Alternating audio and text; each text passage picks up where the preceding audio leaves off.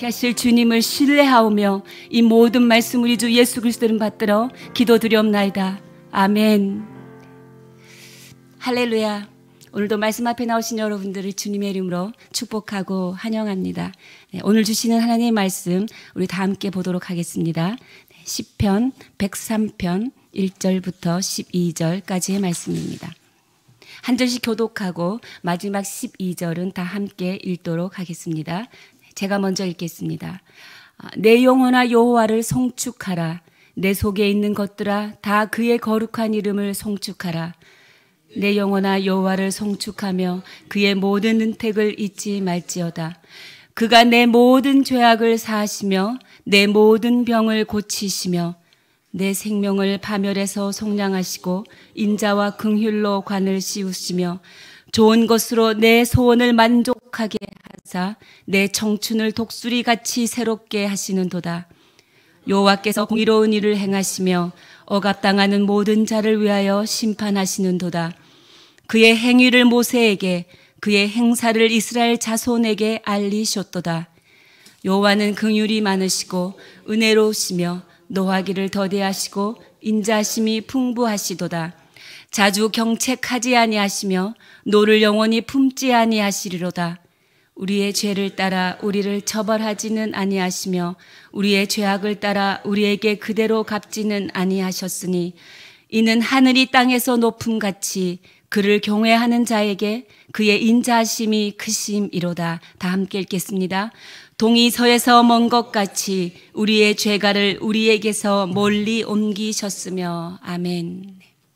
오늘 우리가 함께 읽은 시편 103편은 아주 따뜻하고 아름다운 시입니다. 많은 사랑을 받는 아름다운 찬송이지요.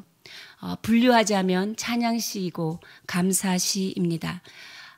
여러분, 시는 이렇게 낭송할 때 더 맛이 납니다. 소리내서 낭송을 하면 먼저 내가 듣게 되죠. 눈으로 보게 될 때는 눈과 생각만 사용하게 되지만 낭송하게 되면 나의 소리를 내가 또 듣기 때문에 들은 그 소리가 내 마음속에 새겨지는 그런 효과가 있습니다. 특별히 오늘 제가 여러분에게 권하는 것은 오늘 이 시편 103편이 여러분의 입술에 말씀의 암송이 되기를 축복합니다. 이 오늘의 시편 자체, 이 말씀 자체가 정말 우리에게 너무나 감동적이고 너무나 감격적이고 우리가 살아갈 때 진짜 복이 무엇인지를 다시 한번 다윗의 입술을 통하여 우리 가운데 하나님께서 말씀하고 있는 것입니다.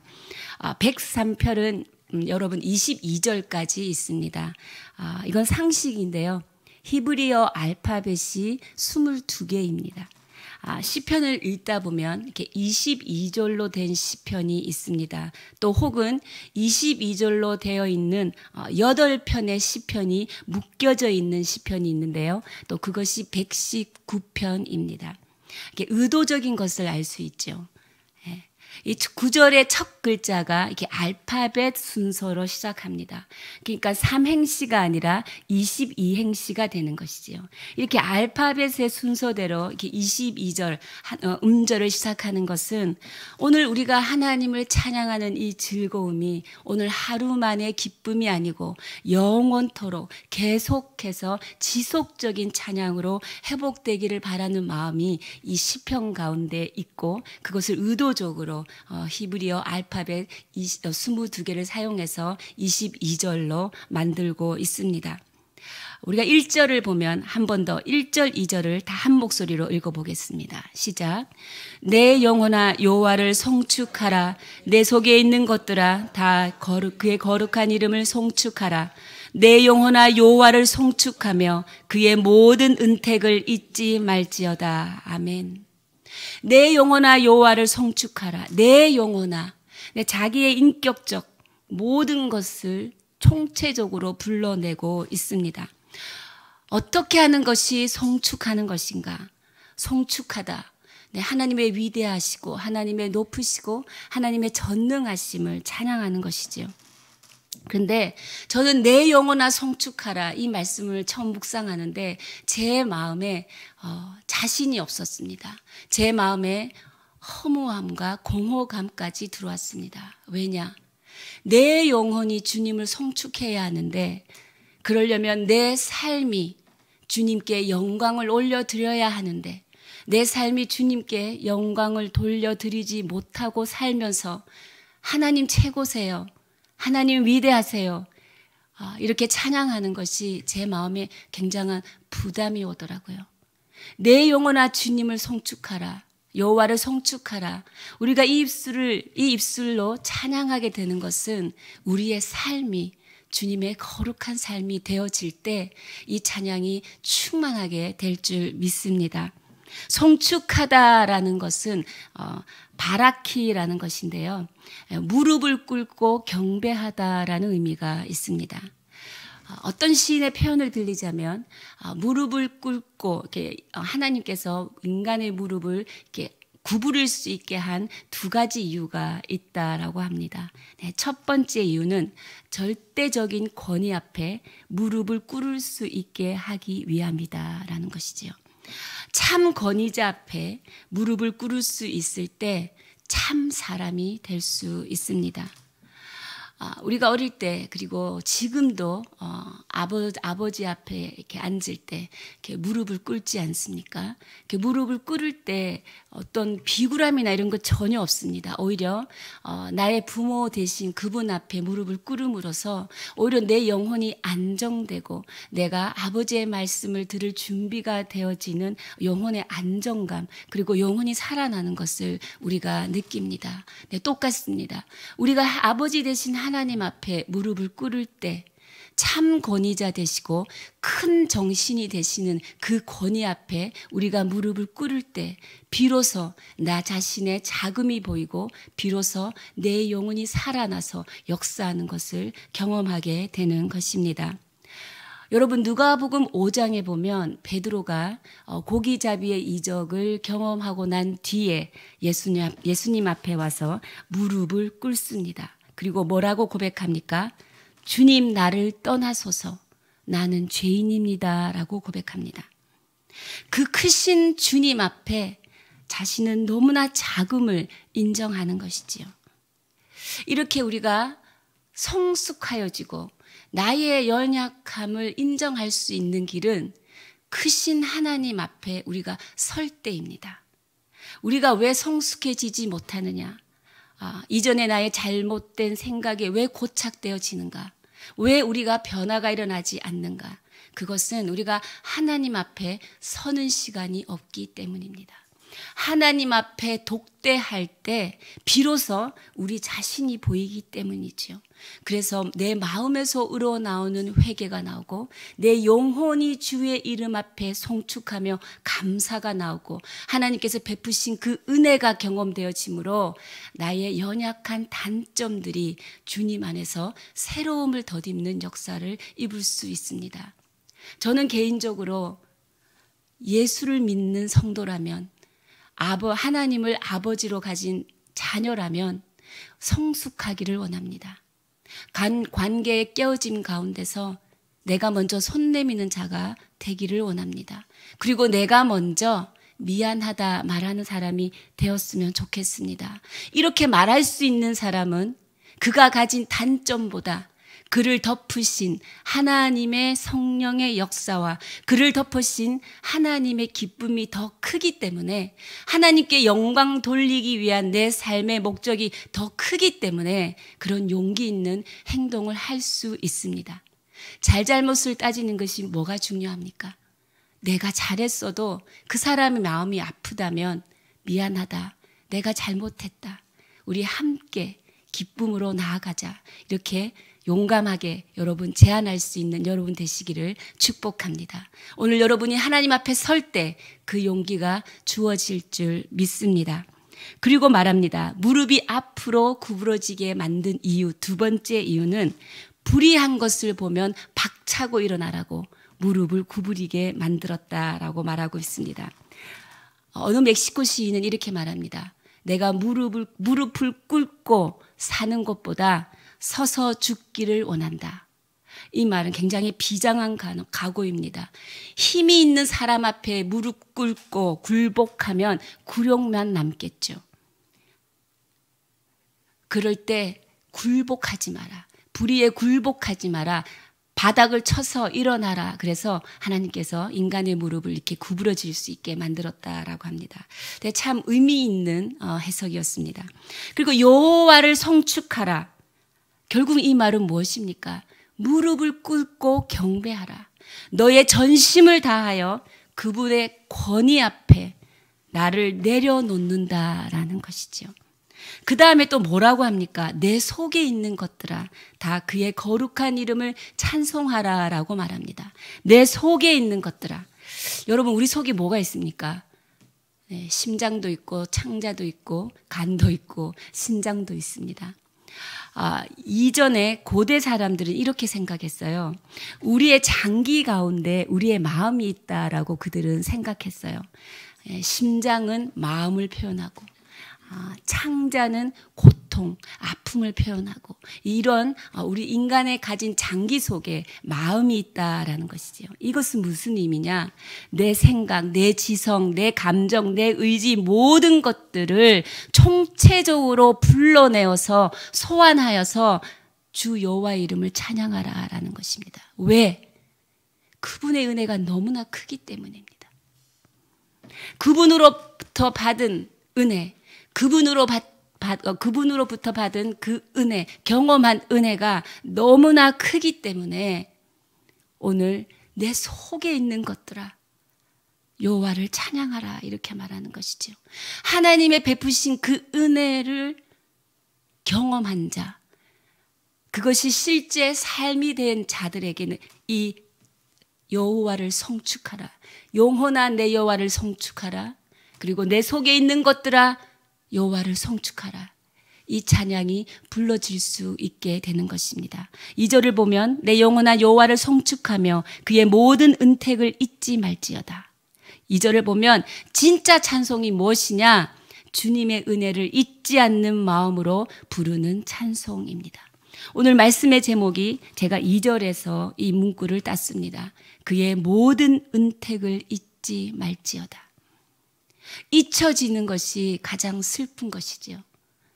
예수님께서 내가 너와 함께 있고 싶은데 우리에게 말씀하신 그 예수님의 생각, 예수님의 마음, 예수님의 그 뜻, 이런 것들이 우리에게 잊혀지는 것이 가장 큰 슬픔이라는 것입니다.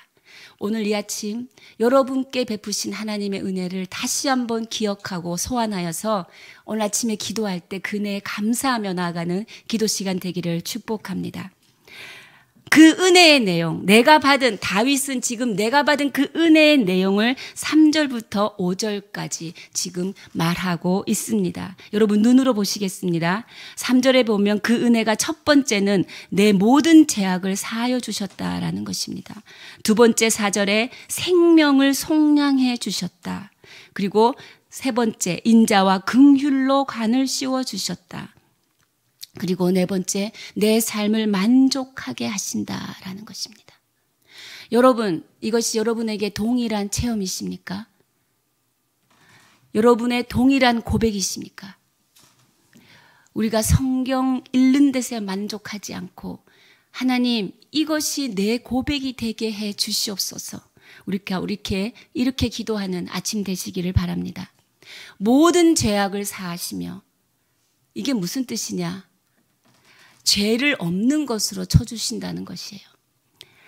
인간이 구원받음의 경험은 어떤 것인가? 그것은 내가 하나님에 의해 받아들여진다라는 것을 느끼는 겁니다. 내가 하나님에 의해 받아들여진다라는 것이지요. 죄라고 하는 것은 여러분 소외시키는 힘이 있습니다.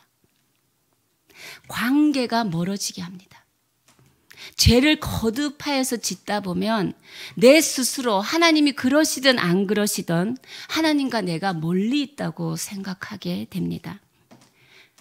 그래서 죄를 사하여 주셨다라는 이 의미는 내가 하나님으로부터 멀리 있는 줄 알았는데 하나님께서 지금 나를 품고 안고 계신다는 것을 깨닫게 되었다라는 것이 나의 모든 죄악을 사하여 주셨다라는 그 의미인 것입니다. 하나님께서는 지금 우리와 함께 계십니다.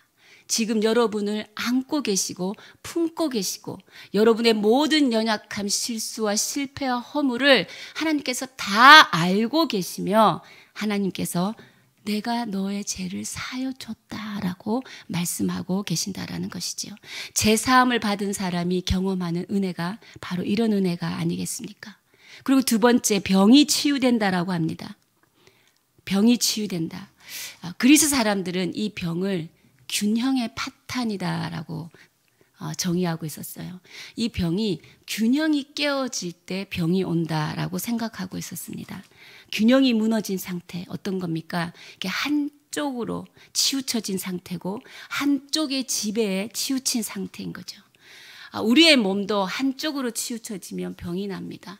우리의 생각도 한쪽으로 치우쳐져 있을 때 우리의 생각도 병이 납니다. 교감신경, 부교감신경 이런 모든 균형이 다 깨어지기 때문이지요. 그러나 우리가 이 마음의 불균형, 우리의 영적 불균형, 이것을 어떻게 온전하게 회복할 수 있는가? 이것은 성령을 덧입을 때만 이 모든 것이 균형을 잡을 수 있고 모든 것이 회복되어질 줄 믿습니다. 우리가 화를 내고 분노하고 불안하고 근심하는 이 생각을 굳이 없애려고 노력하는 것보다 이 생각보다 더 큰 영향력을 줄 수 있는 기쁨과 하나님의 말씀과 하나님의 성령을 끌어당긴다면 분노와 근심과 불안은 그 안에서 덮여진다라는 것이지요.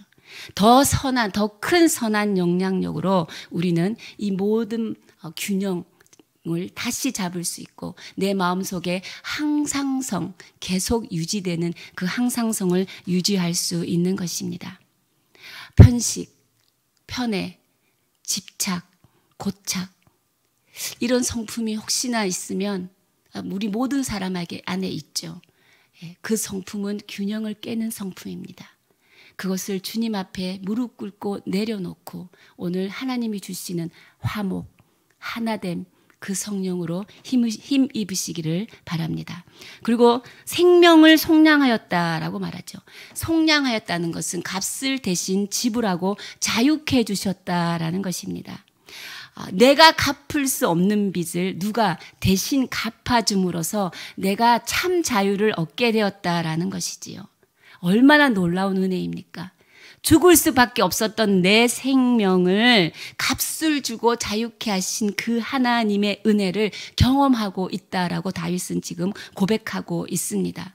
그리고 이 은혜를 경험만 하게 하신 게 아니라 그냥 놔두신 게 아니라 4절 끝에 보면 인자와 긍휼로 관을 씌워주셨다라는 것입니다.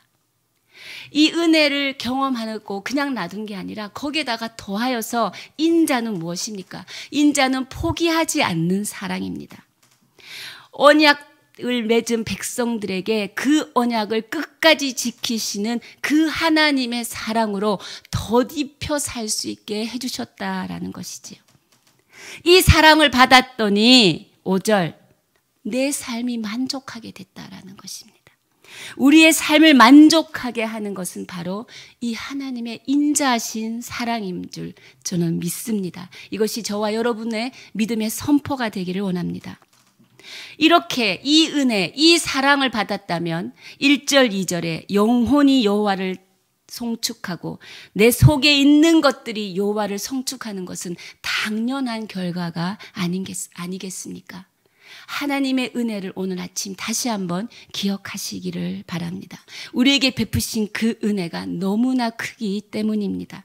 그리고 우리가 결국 이 은혜와 함께 동행하며 살아가는 삶을 살아가게 될 때 5절 끝에 내 청춘을 독수리같이 새롭게 하신다. 너무나 멋진 표현입니다. 얼마나 역동적인 표현인지 모르겠습니다. 내 청춘을 독수리같이 새롭게 하신대요. 이것이 무슨 의미입니까?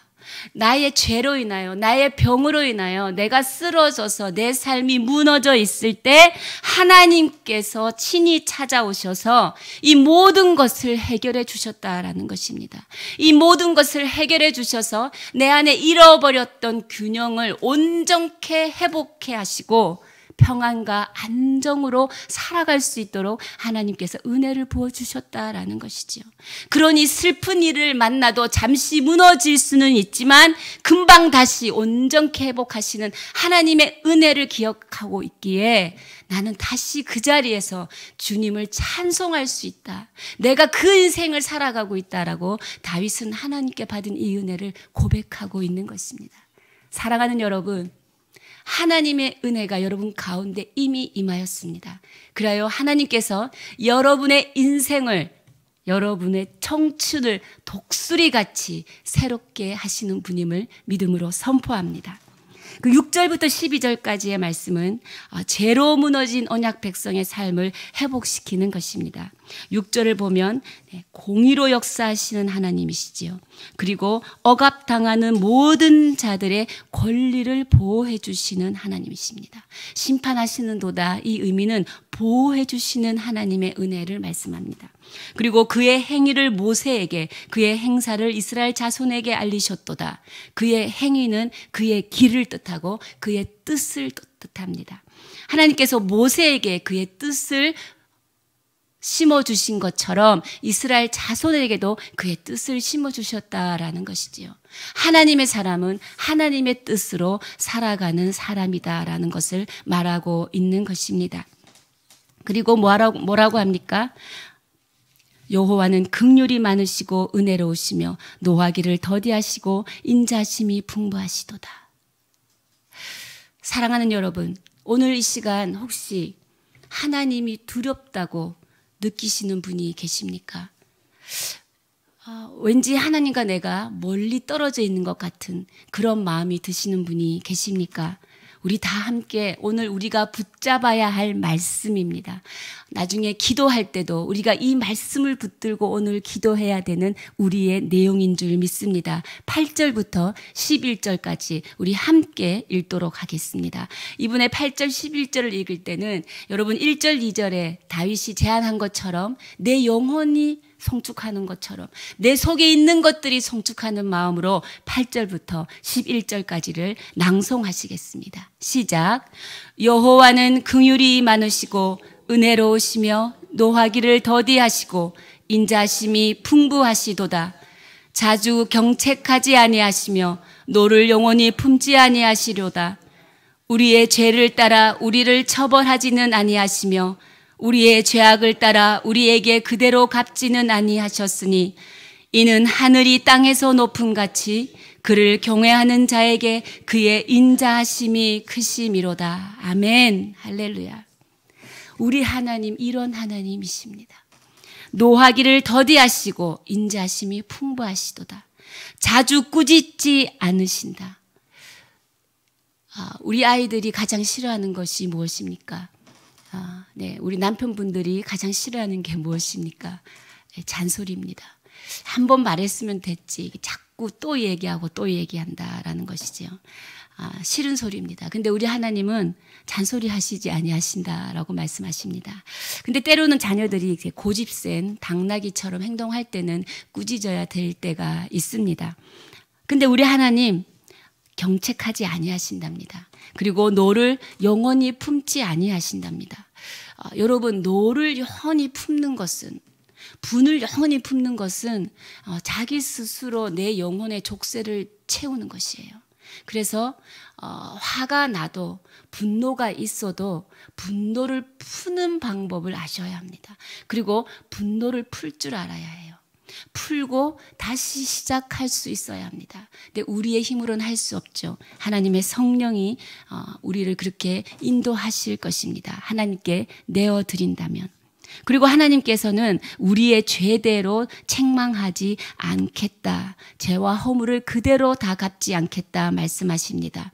그리고 11절에 하늘이 땅에서 높음같이 그를 경외하는 자에게 그의 인자심이 크심이로다.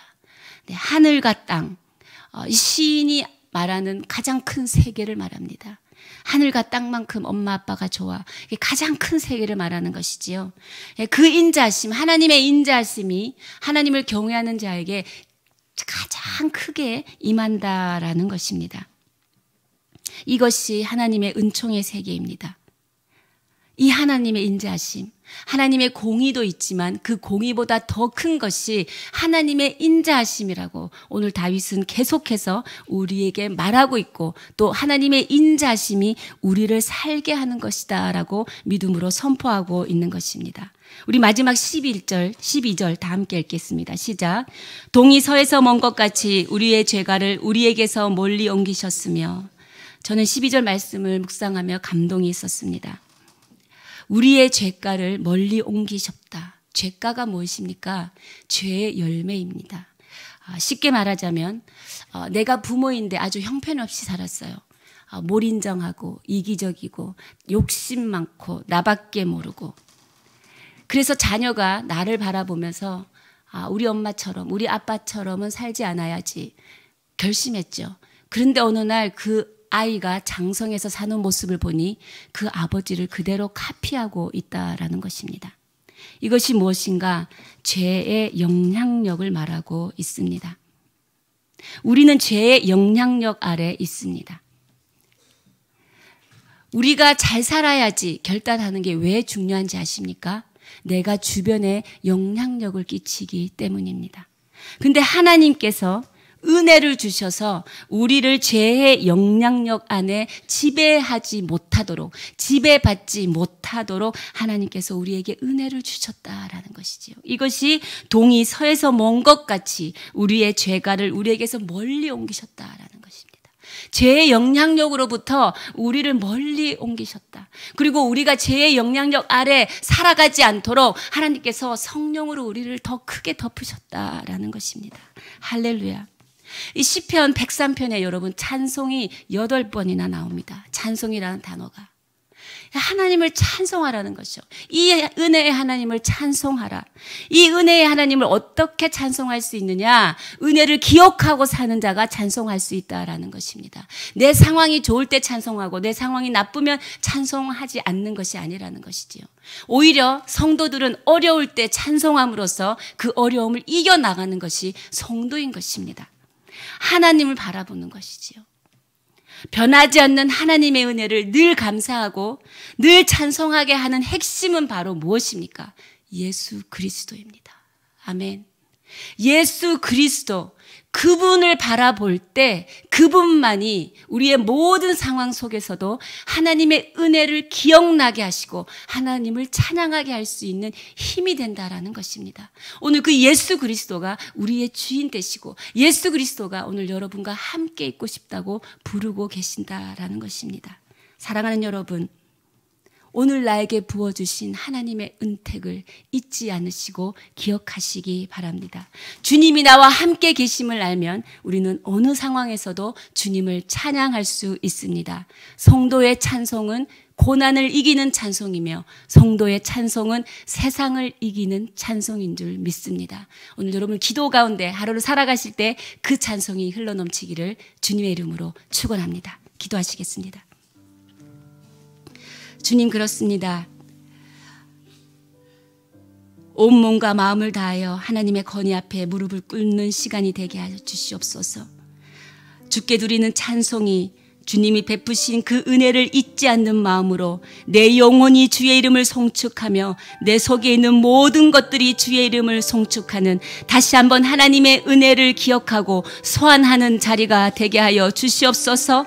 하나님 아버지, 우리를 긍휼히 여기시고 우리의 삶이 하나님께 영광 올려드려지게 할 때 하나님, 우리의 일상 가운데 거룩한 삶의 예배자가 하나님께 영광 올려드리는 건 줄 믿습니다. 하나님 다스려 주시옵소서. 공의보다 더 크신 하나님의 이름을 찬양합니다. 하나님의 인자하심을 찬양합니다. 오늘도 주의 인자하심으로 우리를 덮어주시어서 예수 그리스도, 그분의 이름을 붙들고 그분의 이름을 바라보며 그분과 함께 있고 싶어하기를 원하는 모든 주의 백성들의 기도를 주께서 듣고 응답하여 주시옵소서. 하나님, 긍휼이 많으시고 은혜로우시며 노하기를 더디하시고 인자하심이 풍부하신 그 하나님의 오늘도 그 은혜를 붙들고 나아가는 기도의 시간이 되게 하여 주십시오. 주시옵소서. 우리 인생이 그런 인생 되게 하여 주시옵소서. 우리 함께 주님 앞에 기도하며 고백하며 나아가시겠습니다.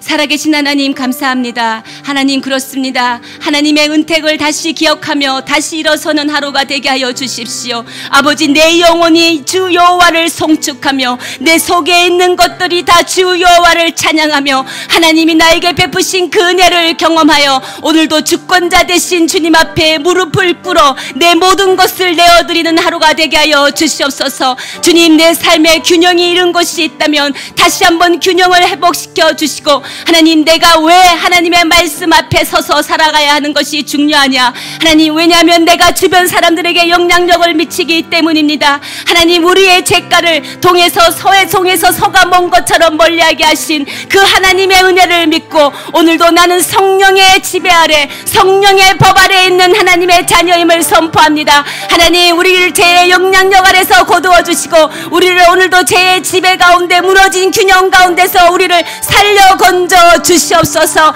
하나님, 화해하게 하시고 용서하게 하시고 분을 그치게 하시고 분을 풀게 하는 지혜와 용기를 알게 하여 주시어서 하나님이 주시는 화목과 하나님이 주시는 하나됨의 성품이 오늘 우리의 삶 가운데, 우리의 인생 가운데 이루어지는 하나님의 성숙된 자녀가 될 수 있도록 하나님 역사하여 주시옵소서. 하나님, 우리의 일상을 통하여 하나님의 거룩함이 드러나게 하여 주시고 우리의 일상의 이야기가 하나님의 거룩한 이야기들이 되게 하여 주시옵소서. 살아계신 하나님 감사합니다. 오늘도 하나님의 은택을 기억하며 찬송으로 모든 어려움을 이겨내는 하루를 주시니 감사합니다. 하나님, 고난을 이기는 찬송, 세상을 이기는 찬송을 주의 자녀들 가운데 부어 주시옵소서. 주 예수 그리스도 그분께 붙들린 인생이 되어서 그분과 함께 있고 싶어하는 그 갈망 가운데서 삶이 예배가 되게 하여 주시옵소서. 우리의 모든 것을 받아주시고 주권자 되신 주님 앞에 무릎을 꿇어 싸우니 주의 뜻을 이루어 주시옵소서. 그렇게 하실 주님을 찬양하오며 이 모든 말씀 우리 주 예수 그리스도의 이름으로 기도드리오며 지금 이 시간 우리 주 예수 그리스도의 크신 은혜와 하나님 아버지의 무한하신 사랑과 성령의 위로 교통 역사하심이 하나님의 은혜를 기억하는 마음으로 주님을 송축하는 삶의 예배자가 되기를 결단하고 세상 한가운데 나아가는 주의 백성들 머리 위에, 사람 살리는 교회 위에, 온 열방에 있는 선교사님들 위에 지금으로부터 영원까지 함께 하시기를 간절히 축원하옵나이다. 아멘.